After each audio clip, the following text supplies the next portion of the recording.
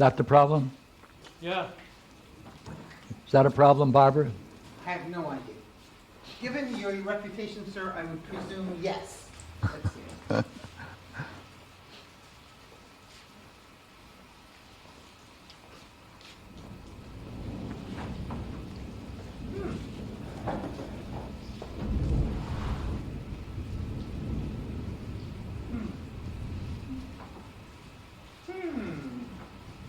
Yes.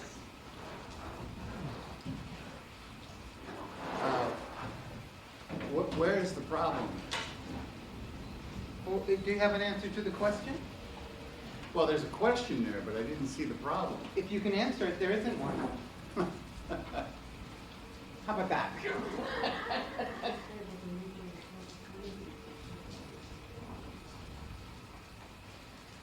I don't know. I liked Eldar's answer. I liked Eldar's answer. Which is what? Something along the lines of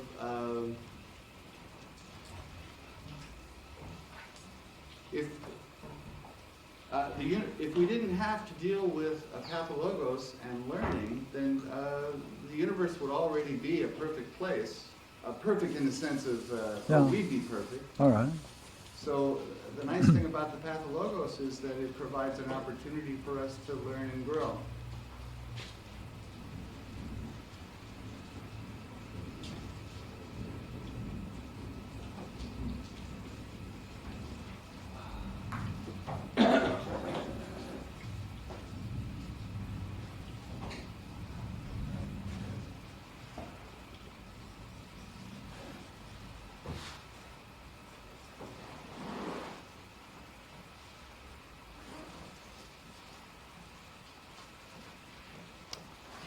But why this imperfection is allowed? It's causing great suffering. The price of it. Right? Therefore, is that an answer? Or does that require something beyond that? It needs something more. I mean, it looks like somebody didn't do their job and did a half-assed job on the universe. Yeah.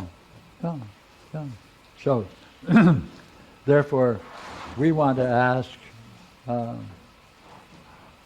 what's the nature of the cosmos that allows the existence and the extent of the pathologos and all mistakes of humankind? Right?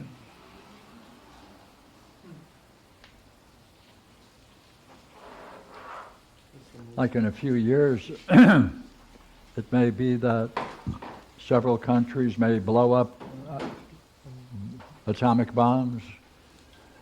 Irreversible changes in the weather may cause the extinction of our own universe, life in our universe, right? All because of what? What's this endless suffering and stupidity? Really, these things go together.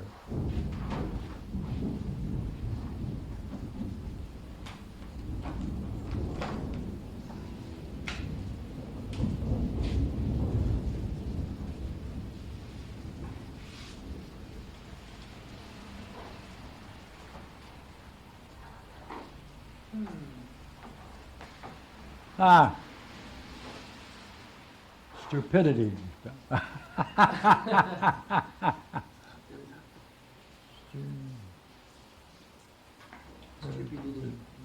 Okay. I got it all screwed up. Okay.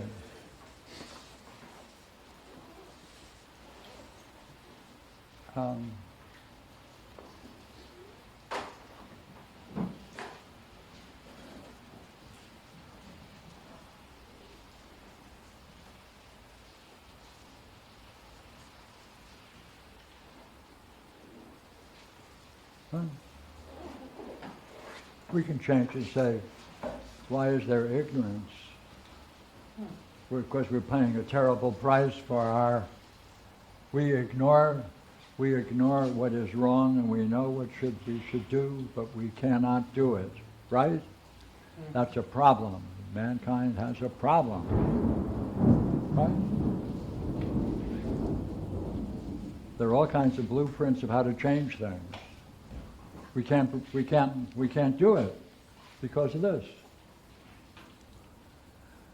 If this is true, then what kind of a universe do we live in, such as that is the condition for its being?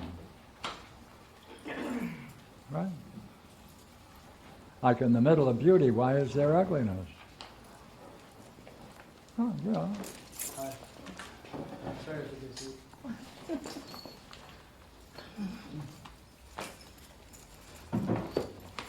How shall we proceed? Ask Julie.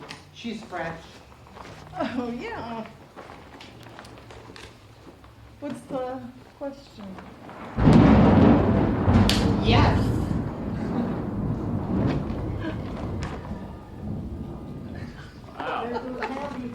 What shall we say about the nature of our cosmos, of the nature of reality that allows and tolerates the pathologos, or ignorance in general, since we're paying the most terrible price there is, which is extinction of humankind, and perhaps all life forms on our planet? Right? What's the nature of that ignorance? How is it that it's so formidable? What shall we say about the nature of the cosmos given this? It reminds me of this morning in the Proclus when there's that line about how maybe it's the not one, if it doesn't go through the one, it corrupts itself. Yeah. So it seems like we are corrupting ourselves. And I'm wondering if it's this lack The of... whole universe is corrupting the whole itself. then. universe. Because we're part of the universe. Wait a minute, maybe then corruption is the natural state, and there's Yeah. no way out, Yeah. right? The whole universe was created so injustice can thrive. Wow. Isn't that, I mean, Well- tonight when I was driving through this electricity over the ocean, it was like corruption. It was like a rupture, a co-rupture. It was like just splitting the heavens. And it was multiple times. It's crazy what's going on. And no thunder. The thunder just began now. Whoa, they're too far away. Oh, it's too far. Okay, so it's getting closer. Yeah. Oh, what's the it that's getting closer? The ba-ba-bam. The light- power. The lightning is closer to it. Yeah. If we hear I don't know. So, come on, go back to the question. Um, I want to say that the answer is to extract, to bring out the good, so that we can make a distinction. I totally agree with you, but why is the universe so designed that it has that property? To extract the good. Does that answer the question, Sue? what does it extract? So look here, no. Behind all of this is only one question, right? How do you know when a question has been settled and answered? If there's the least doubt about any answer, it's inadequate and it must be rejected. Not that it may not contribute something. Well, you know, I mean, I have a question. So you think it's all about the suffering that we go through? Is that Yeah, the yeah. problem? Why do we have such? Countless suffering. Now, does that mean experience in the Yes. sense that, okay, so we all When you want to said- like experience stuff? Yes. Yes, experience is primary in this question. Right? And go through the feelings and the, Mhm. Experience evokes learning, and learning transcends. Okay, look here. Let's change this and say, look here, the countless suffering is because it is painful to learn. Yep. Everything is making Right? It's the kind of learning, see, then it must be the kind of learning that presupposes that you're going to go through some difficulty or pain to achieve it. oh, pain, Right? yes, Yes or no? yes, pain. So the power that exists must itself be more formidable that you have to go through such pain to get through it. yes. Yep. right? to make the right choice. The power? What's the power? See, this is the same old question as the old religious question. What's the nature of evil? And why is it that the universe, a Christian or any kind of religion would tolerate the existence of evil, given the assumption that God is good? It's the same old question, but it's put in these terms. Yep. But you know, I heard that, I don't know if this is, I read it or what, but it said that the Christian God and the Babylonian God, they both wanted to destroy man after they had created him. Yeah, so, So I'm thinking that that is, come on, conclude. I mean, what model, where does that model fit into? No, Okay. you do it. So, okay, so if we've got a, so we've produced things and now we're destroying. So we are following the image of our Creator, Right. who is inadequate and evil. Right. Therefore, the universe is in principle an evil institution designed for the suffering of all living things. Right. Right? Yeah. Therefore, why is there the need for all of this suffering, is the question. I have a. See, just to have fun with us, to understand that, then you'd have to understand the nature of that deity that has that kind of mindset. So then God would need a therapist. Right? I mean, some kind of therapy. If you could, Yes. go ahead. I read something about creation. I don't know. I don't think this is going to be an answer, but something about creation. I think it may have been Plato, but it said that creation is not creating something out of nothing, but it's taking disorder and bringing it into order. So to use that here, it would mean that we're still in creation hasn't concluded yet, but we're still. But then Yogos is still creating the universe. And Okay. Then, does it follow that then, therefore, the best thing to do is to allow it, encourage it? to support the Just creation, allow yeah. it, but not encourage it. Allow it, but not encourage it. No, not encourage it. Well, wouldn't you want to be godlike? Therefore, follow the footsteps of your deities? Well, yeah. Well, what would you be doing then? Well, you'd be taking the disorder in your life and bringing it into order, which is what we're doing with midwifery. But the question is, does that answer the question, why is this negative force that seems to oppose all of this kind of learning? That's the question. Like you're giving me a solution of how to get out of it. Okay, got it. No, the question is not how to get out of it. The question is, what kind of universe must there be, since that is playing a primary role in the nature of our creation?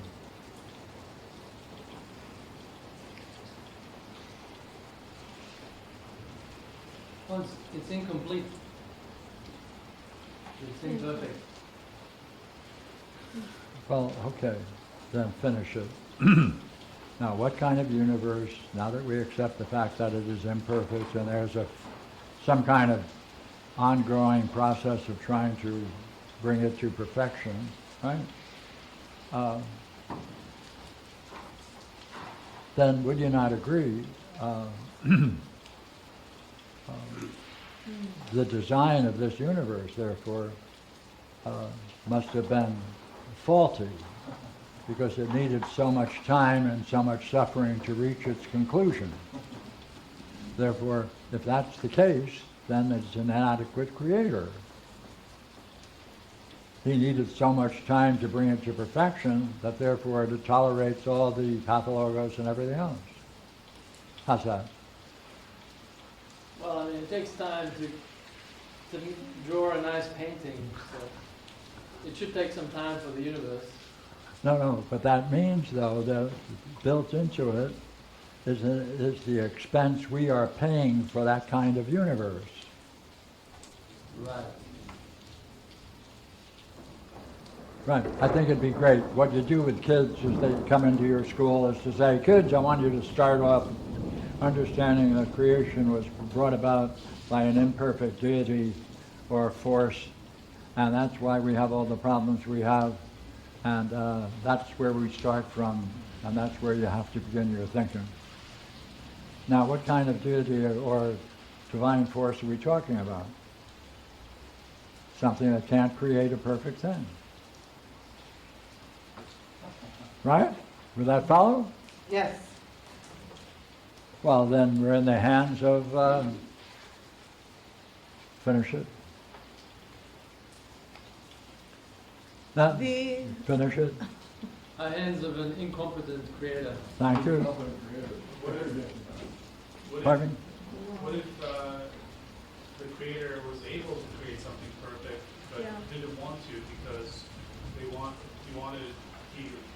it wanted its creation to earn that kind of higher life, that nature that's closer to itself, to the creator. Why would such a source need that in order to fulfill that desire? It proves our love and devotion to the deity. When we suffer and come out of it a better human being, it proves our love. Yeah, that's okay. Nothing wrong. See, that's a perfectly good answer, but does it answer the question? No. Right? That's expressing what happens if you get out, which is real good. Mm-hmm. And how to get out. Mm-hmm. Right?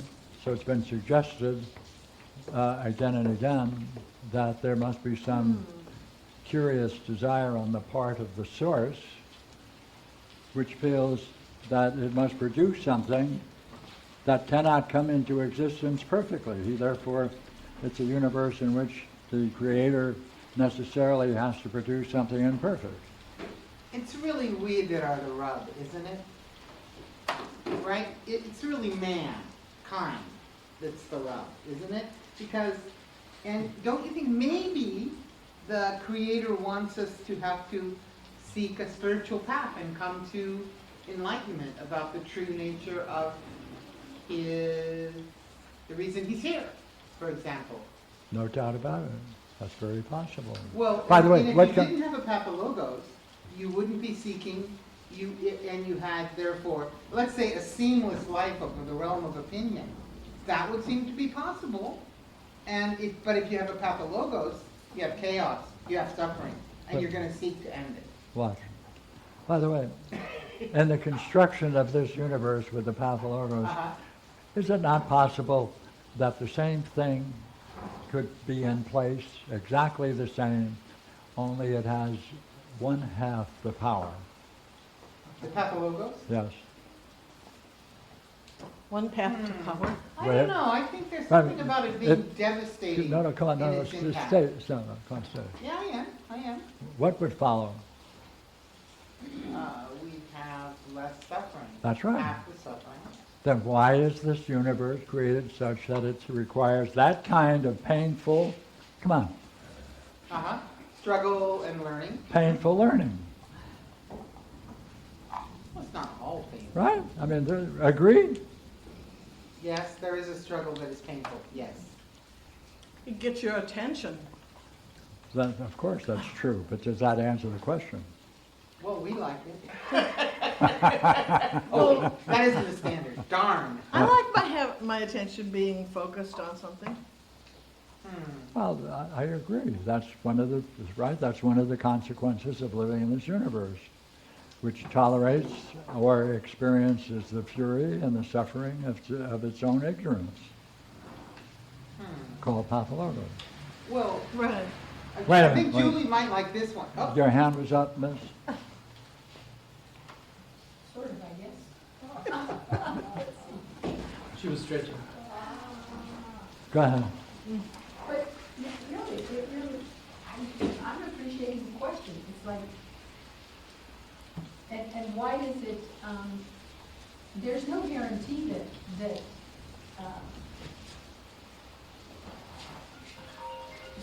guarantee that it's gonna be over in this lifetime, that you're gonna, That's right. Matter of fact, or that you're even going to see what the issue is That's right. in a lifetime. that's right.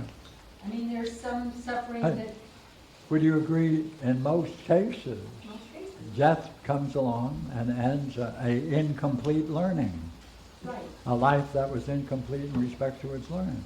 And aren't there other models for how to learn? That would be less stressful, with less suffering. Yeah. Back to the same question. So you have to add this idea of suffering or you don't see the Yeah, problem. exactly.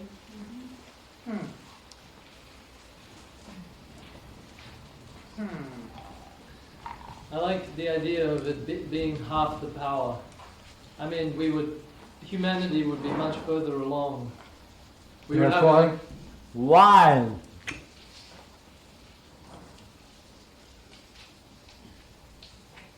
All right. Do you think humanity would be much further along? I think if it was only half the power, and therefore half the suffering, and there would be half the involvement, and half the real desire, if you're not losing that much. So I counter-argue. Mediocrity. Yeah! I think- Mediocrity, the opiate of the people. Okay. Sorry. Perhaps, I got another idea. Perhaps we're only thinking about the cosmos as an earthly figure. Perhaps our next life form is going to be all light. As we get more perfected, we go more into the light. Sure. And we become the light eventually. Sure. No doubt about it. By the way, why is there suffering in learning? Go back to because we gotta earn Okay. that privilege to be there. We gotta be almost. We gotta be perfect. Let's see. It's a privilege to be there that you may not recognize it as a privilege since most people die with their problems. Yeah. That's why we're mortal. Right? Okay. Let me add something, okay? This question is the fourth hypothesis in Plato's Parmenides. Given of the path of love. Give it the next step. So if you have the question and if you've done your homework on the fourth hypothesis, you should be able to understand it.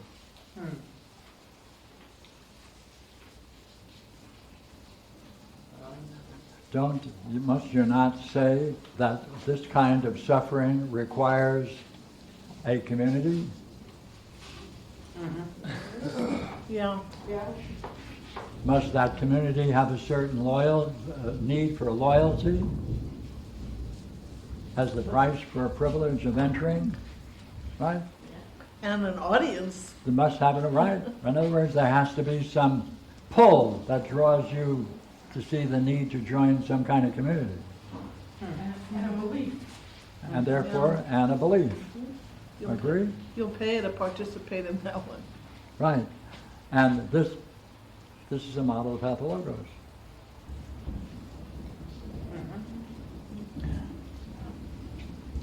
But is that an answer to the class? Well, wait a minute. Yes, it doesn't. Yes, it does. It locates where it might be. See, once you can answer this, then you can answer the more interesting question.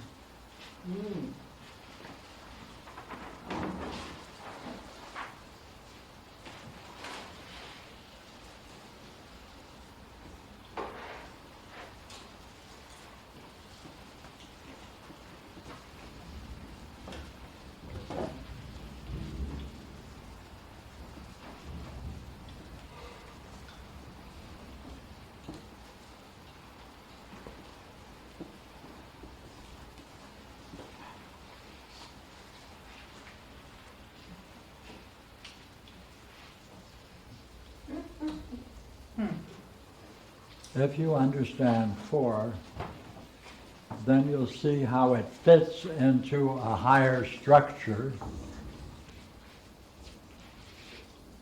and necessarily how it fits in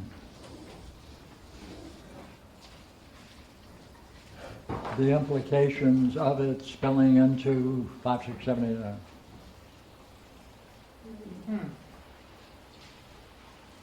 9. Like, would you agree there are some people who have been dealing with the question of, is it possible you can talk about the one and the not one? Yep. Yeah. Oh, was that right? Oh, what do you think about that notion, there's both a one and a not one? Which is why, by the way, the one can't be the ultimate term in Plato.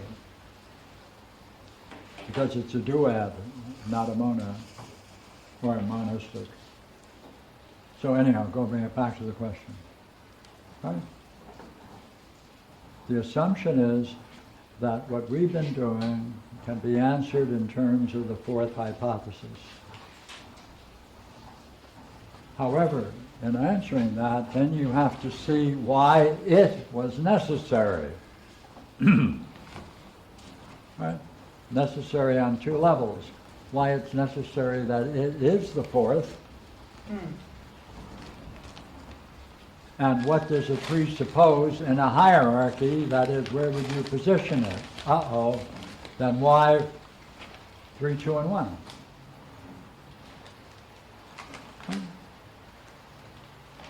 Then you have to deal with, hey, you know what? If you reject all of that, well then, you also want to know the consequences of its rejection.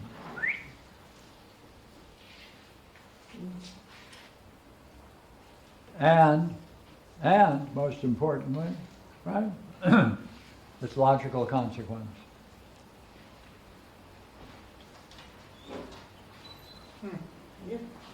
So what do you think? Does the idea of not one play a role in any of the hypotheses? Or is it just Proclus talking about making sense of Plato? Barbara? I wouldn't be the one to ask that one. It's in the fourth. It's in. Isn't the not one the eighth? Like, in a way that it supports the one. The not one maintains the existence of the one. That's how I remember the eighth.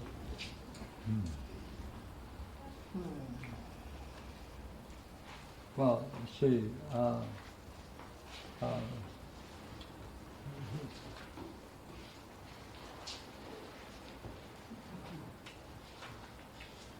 they're together. If you deny those that deny the fourth become natural candidates for the eighth.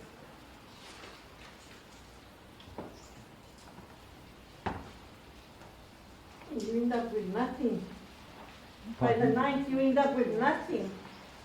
But nothing in the literal sense, not in the way it should be. Yes, that's good. Keep going. Go ahead, come on. Well, the way I understand the Parmenides, by the time you read the ninth and you have nothing to hang on to, like, and know the difference, the meaning of the word nothing, because it has a very profound meaning.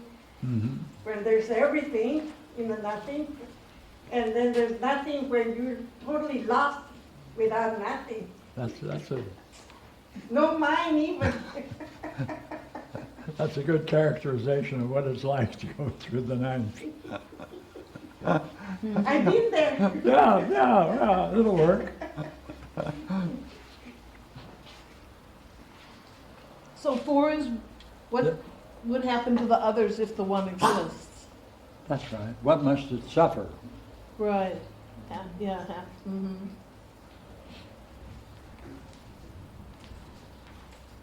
What must the others suffer? That word, right? And in a certain way, right? Oh. In a certain way, always means, according to Socrates, in a divine way. in a very profound, beautiful way, right? Well, we just should get together and pool our money in order to offer a cup of coffee for someone who will do a little task for us. Oh, How about that? Okay. All the right. appearance of Lucille.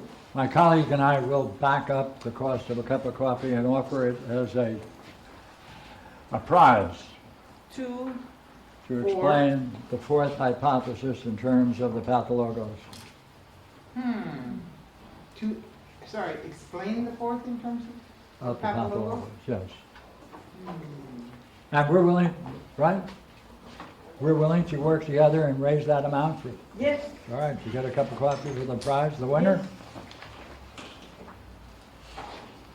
Well, that's very, I for one am eager. Right, right.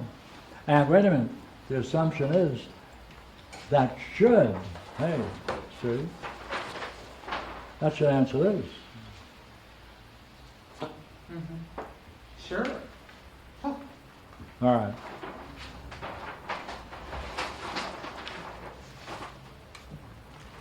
Right. Now, we did all of this without Brad's input. Amazing. How did we do it? But then he's fresh. Then he's fresh. Yeah. Then we can ask him. Yeah. Could you please do it? I'll watch. You watch You- me ask him that question. Yeah. Not so fresh. Traffic burden. Oh my God. How is the light show though? Yeah. Yeah. Big time. You might have been coming the right direction to see it. Yeah. I couldn't quite. It was Yeah. on my, behind me. Well, Pierre first asked the question, what should we say about the nature of the cosmos given the existence and extent of the pathologos?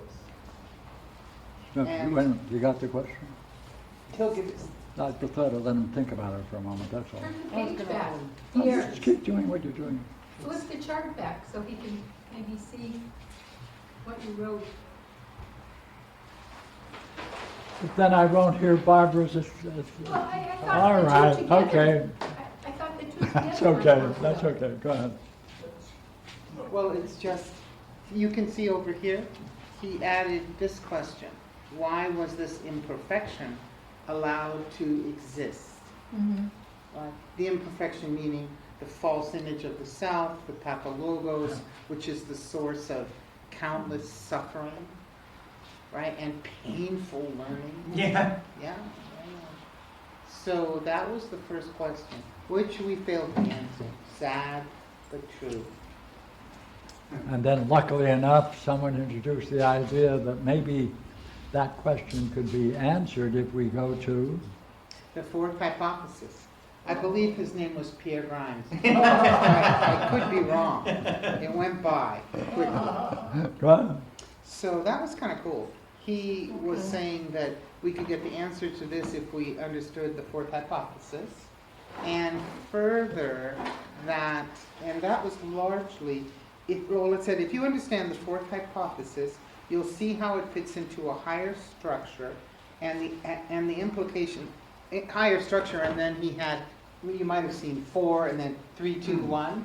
So that's one structure, but also how 4 spills over into 5, 6, 7, 8, 9. You should be able to see both of those. And you should be able to see that why that hypothesis is the fourth, which I thought was an incredibly good question. Feel free to add anything. I'm just reading off my notes and they're kind of scanty. And if you reject the fourth and all of the negatives, especially, I would think, then the question is that you need to know what the consequences of such a rejection would be. And then you ought to be able to use that work on the fourth to answer the first page question. Right? Nice. Okay. Thanks, Dubs. Well, that's But not my you memory. could start with your answers. Ah.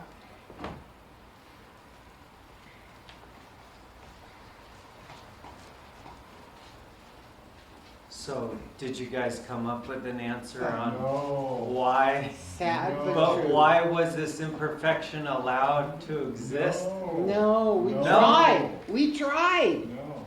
But the We're thing trying. was, if there was any shadow of a question a doubt, a hesitation in answering, why yes, the question burst for me, then you hadn't got the right answer. But this reminds me of Proclus today with the third model, many, only, one, only, and one and many. Because this says, for the fourth, the conclusion is, then the things which are other than one, both as wholes and as parts, are both unlimited and partake of limitation. But the part I forgot So I was thinking that's like the third model today of the one and the many both coexisting. And so the How fourth. does that relate to this, though? Oh. Ah, I mean, I like your answer. Okay, yeah. Yeah. As a matter of fact, it even impressed your friend Eldar. Did it not? Well, okay. He said yes. No comment. Well, Well, it then follows from, Yeah. it follows the story. Yeah, okay. there Look, were two really important things I forgot. One is that the Pierre Grimes fellow, he did talk about the necessary condition for the fourth, which is the community, the loyalty to the community, the attraction to joining a community, and that would help us understand the pathologos, which of course is true, right?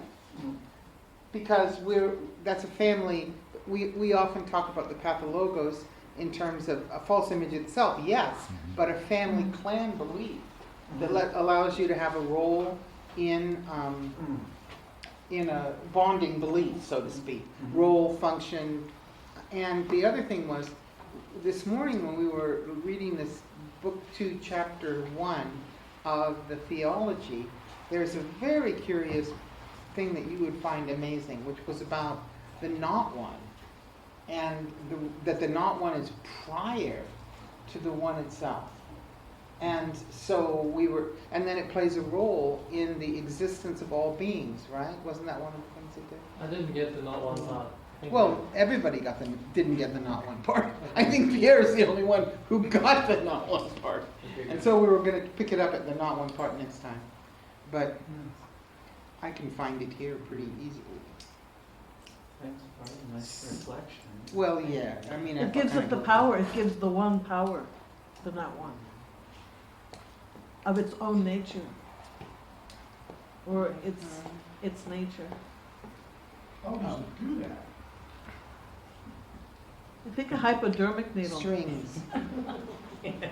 2 shots. If, however, the one is the cause of a thing of this kind, and he could, well, I was finding you quote. say, do you think it would be fair, since Brad is willing to do that work, Oh, that's right. She offered that, the copy. that we could ask him to do a little more, or just let it? More. He is veritably full of the desire to do Wait a minute. philosophy. Let's be democratic. Let's put it on the vote. Everybody agree that Brad should do the work for us? Yes. Unless anyone who doesn't agree should definitely volunteer. And wait a minute, one condition. What's always our condition? You have a right to call on anyone you want for help to get the answers, right? Good. It goes together. Yeah. All right. Say, have you heard about this idea that there are 9 hypotheses in Parmenides' Yes. Plato's dialogue? You have. Yes.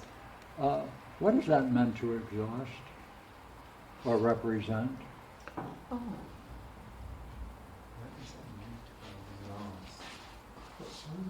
Could we say all possible archetypes of pathologos?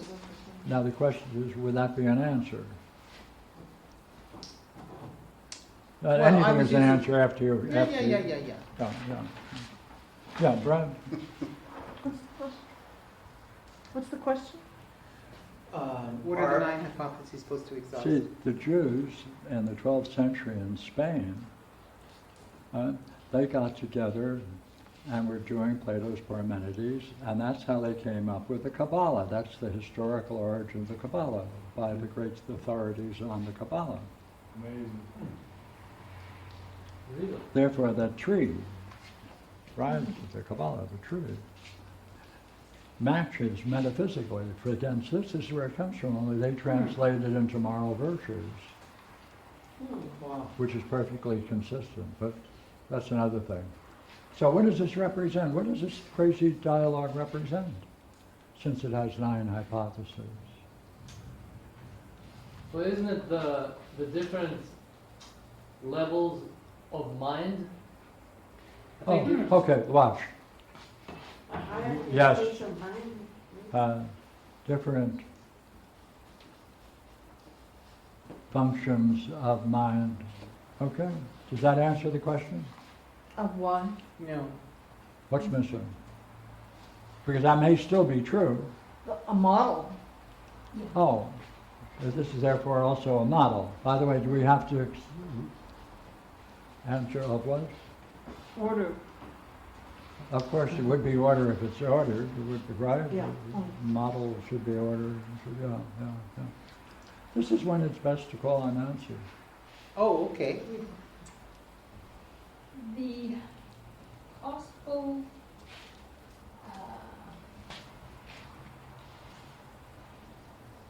metaphysical views, not views, Position? metaphysical models of the nature of reality. Okay, say it again now. It's the same thing. I'm not sure.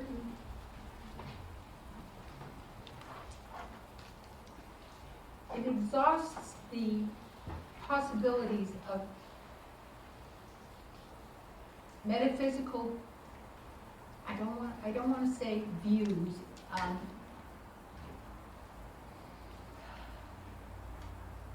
well, I'll just say it, positions or views or of the nature of reality. Okay. That helps. In an exhaustive, Yeah, it's okay. like, We can- they're, we that's can- it. We can use that, see? Okay. Now, what is missing still in that answer? The relationship between them. Okay, which should be, Well, you've got four positive, you've got assertions and then then, not opposites, but Okay. denials You see- and consequences. see, the consequences must be such that these are the only alternatives Yes. in an intelligible, meaningful universe, Mhm. metaphysically justifying its existence, Okay. right? Right. This is, Metaphysically this justifying is what what, exists. this is a metaphysical view of the Logos. This is why in the Parmenides he keeps talking every once in a while in key points. Let's follow the same Logos. This is the Logos. This is the intellectual insight in the nature of ultimate reality in respect to, come on, its metaphysical possibilities. Therefore it has to be exhaustive. Now, why do you think it's exhaustive? That's a big claim. Right? Why is it that and only that?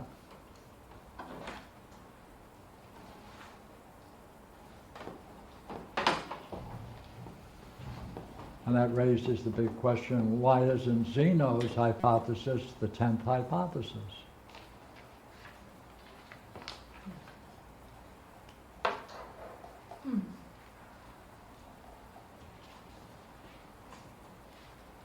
Right? And if you can't answer that, then there are 10 hypotheses, not 9.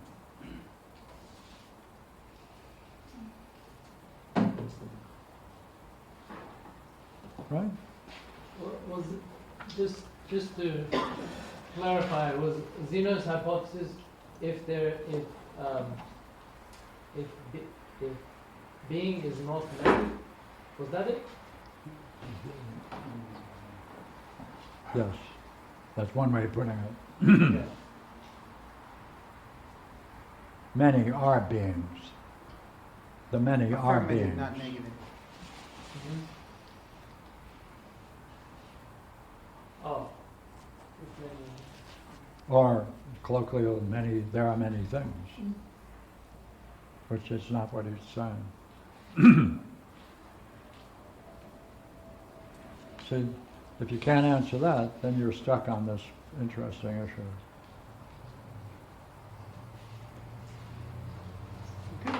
But he says, right, is it Parmenides? Yeah, it's Parmenides, isn't it, that if you hold the one position or the many position, both, right, are absurd, isn't that what he says? Mm-hmm. Or pushed to the implications? Seems somehow that's related to them being exhausted. But I don't know how. Okay.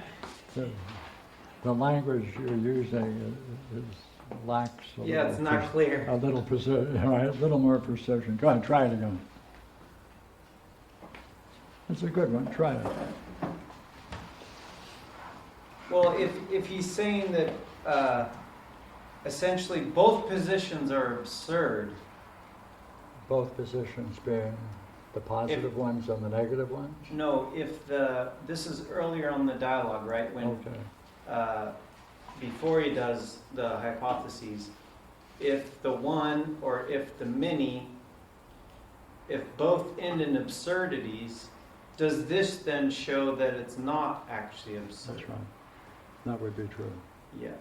No. No. To say that the many is, and that's all you're saying, and if you're saying the one is, and that's all you mean, then you cannot generate any intellectual understanding of the condition you've described. Therefore, it's inadequate, right? That's the definition of inadequate.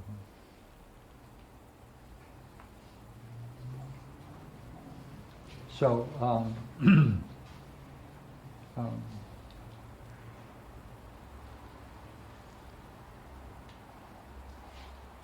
hey, Barbara? She has the book open. She's got the book open. Yeah. Anything can happen now. Right?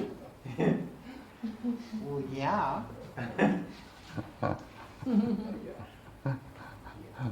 Well, why don't we take a break and do some dreams, okay?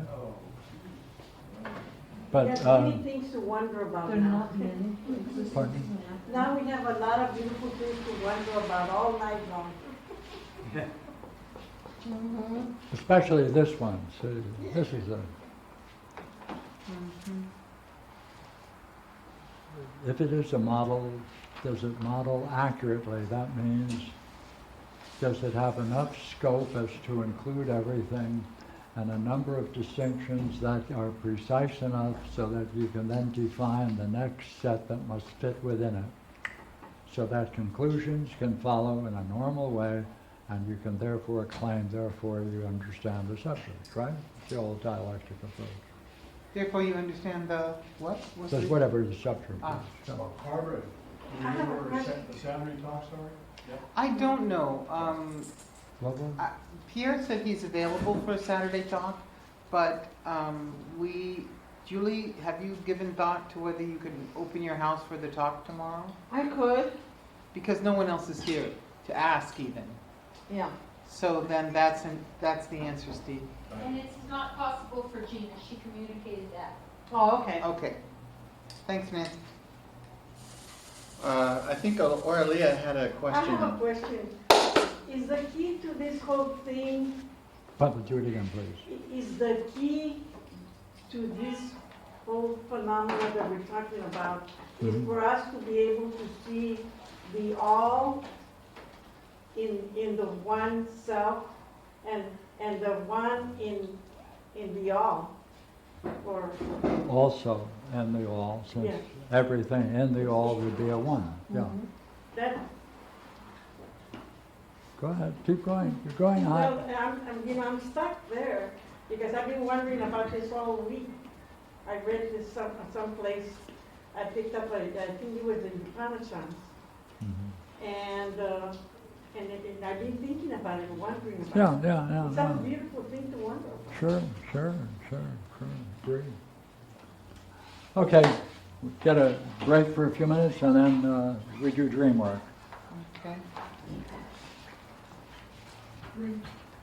Deal with the question of conditions for things.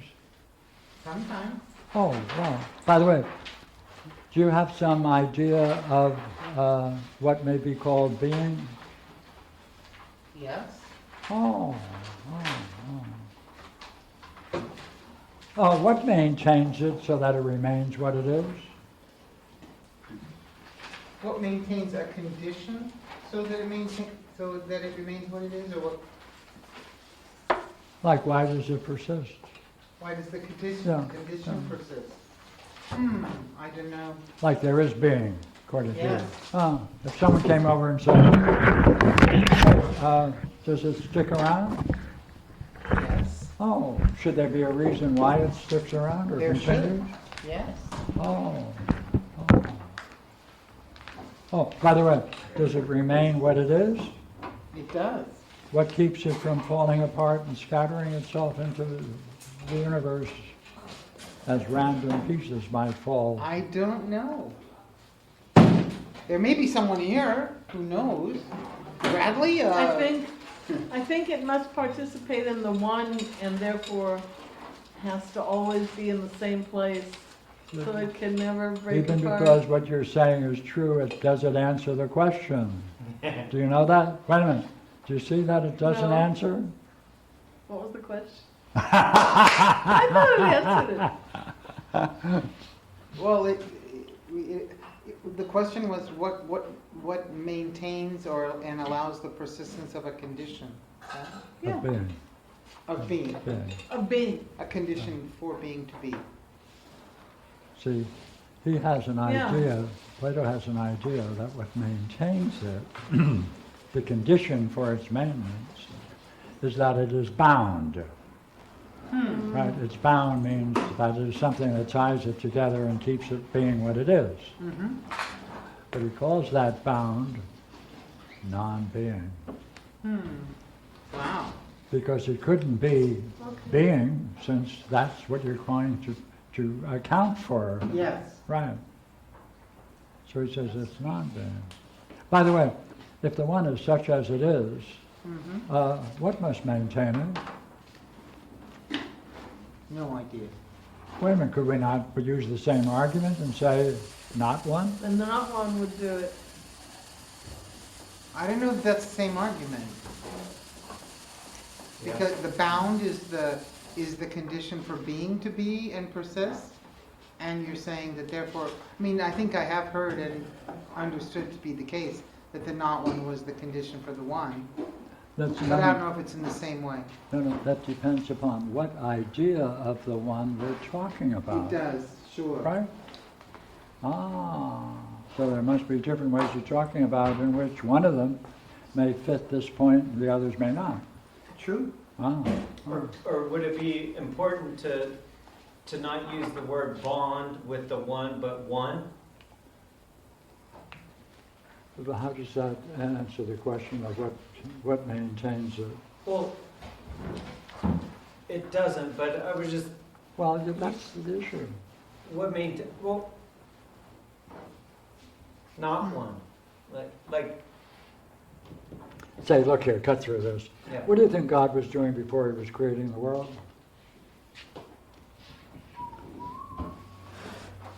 Playing poker. Just being. By the way, do you know what St. Augustine's answer to that was? Yeah, creating a hell for people that's gonna Creating a hell for people like you who ask that kind of question. It's a good one. Yes? But Pierre, if the analogy is that which maintains being is the bond of non-being, then perhaps you could say that if you can talk about that which maintains the one, right, would be not the bond, but not one. That's all I was thinking. Okay, but not one would then be the condition for it to remain as it is. Right. He calls that a bond, that's all. In the fourth Yeah. or in the first? In the fourth or in the first? Oh, no, and the second. In the second, but not in the fourth.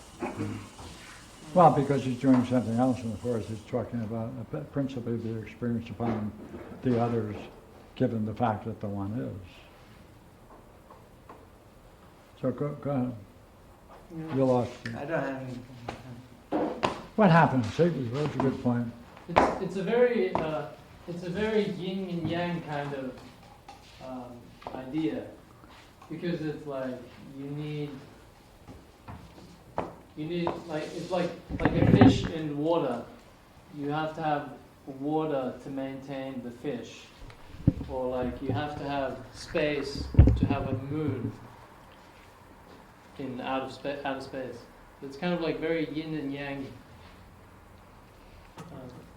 Given that doesn't explain why it should be that way. Or does the answer that deals with yin and yang in respect to that particular question? Like, if one, does it follow that there must be a bond that maintains one? The suggestion is that's like the yin-yang principle of Chinese Taoism, right? Mm-hmm. Yeah, some kind of symmetry. I agree with you, but why? Yeah, keep going. Some kind of opposites, so that they kind of they hold each other together. Can there be opposites of the one? Yes. Wait a minute. Well, it depends on what one. No, it just depends on what kind of idea of the one you have. Yes.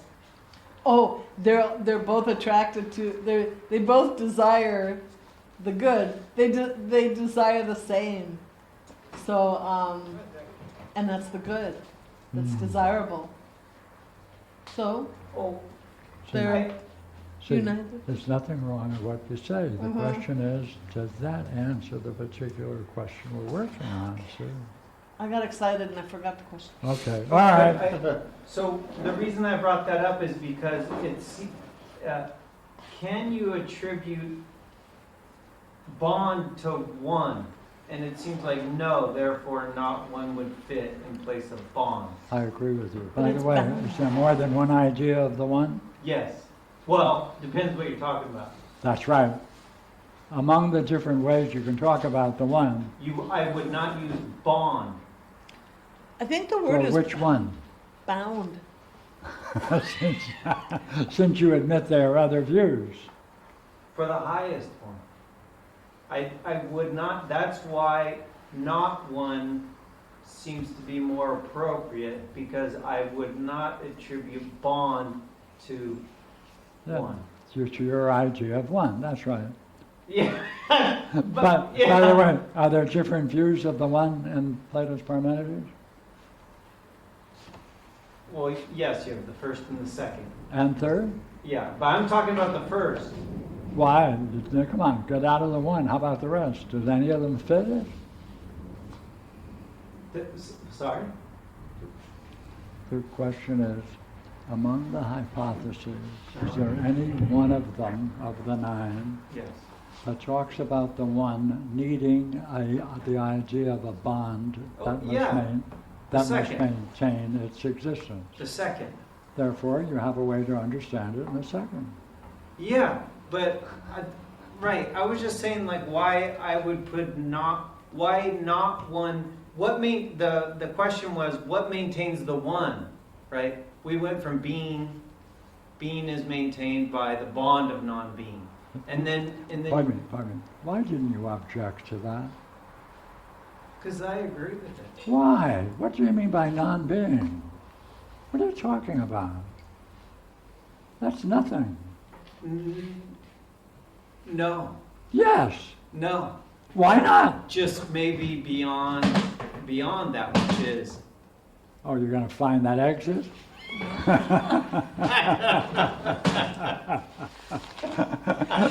That's a quick exit out of discussion, right? Come on, stay with the question, come on.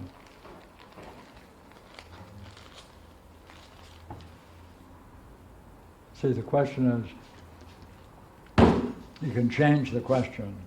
Among the different views of the one, is any one of them a legitimate place to talk about the need for a union of the one? That's all. Right. Or does any one of them talk about the conditions necessary for the one to be? Yes. Right? Well, in certain ones it's a subject, and others it's not for a variety of reasons. Right? So it's important to know where it's legitimate, where it's not, but then you have to answer why. Well, See, because you find it legitimate in one hypothesis doesn't explain the big question is why are they nine? right. What's the significance of finding some meaningful level on one of them? Since I can't use that kind of meaning in any of the other hypotheses, right? I think so, yeah. Finding meaning in any of the particular hypotheses you're talking about, right?